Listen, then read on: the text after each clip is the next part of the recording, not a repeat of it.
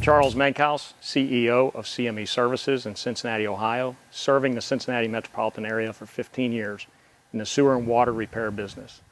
I've got 7 employees, and we have just now been in the sewer liner business for a year. Behind me, we have our heated and insulated 22-foot trailer dedicated for liners, full of all the latest Perma-Liner equipment that ensures us being able to get the job done right the first time. On this side, we have our roller table. This is where we wet out our liner. Very important process. This is one of our inverters for smaller lines up to 50 feet long, anywhere from 4-inch to 6-inch. This is our boiler. This is one of our key components in curing the liner. This is what brings our water to 180 degrees, and we can bring it up to about 5 or 10 pounds of pressure. This is our large inverter.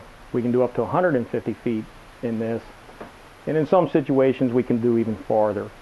But this is our main liner tool. This is our liner material that we keep in stock all the time. These are our liner resins. We keep all these in stock on the trailer. This is our information board where we write down all of our measurements, and then we can take those measurements, make our cuts, all our resin mixes.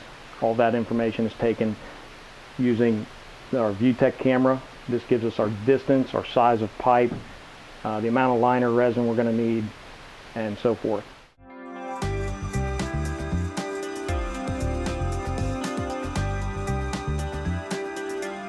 Okay, so what we've done now is we've used our camera line and we've taken all the necessary measurements to make sure we get an accurate placement of this liner.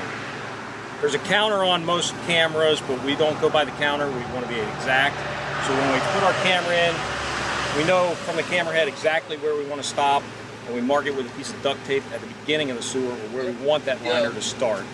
So that gives us absolutely an accurate measurement.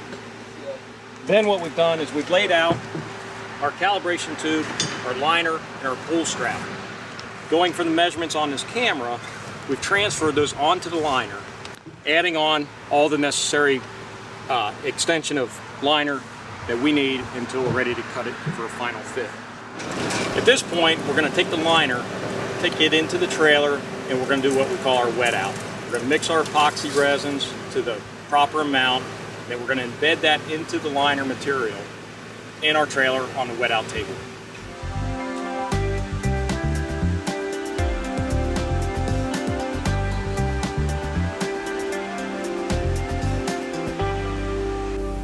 Okay, at this stage, what we've done is we've inserted the liner into the calibration tube, embedded our liner with our resin. And this is going to be a remote start. We're going to shoot the calibration tube and the liner all at one time. The liner is inside the red tube. The red tube comes through, gets cuffed back onto this inversion head. This will then be attached to the inverter. The way we attach to the inverter is we start with this blue pull strap and wind it in first. It's attached to the far end of the calibration tube. We've got a port valve in here to let the water out so we can regulate our pressure. Once this is in, this blue strap will be inside the calibration tube. That's how we're going to retrieve this line when we're done.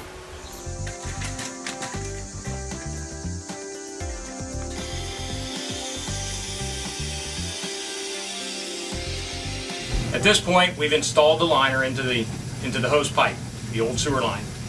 We're now pumping 180 degree hot water into that line. We're going to bring that up to about 5 pounds per square inch. Once we get pressure on that line, we'll let this cook at 180 degrees for about an hour. After an hour, we'll start to cool it down, running colder water through it, bring the temperature back down.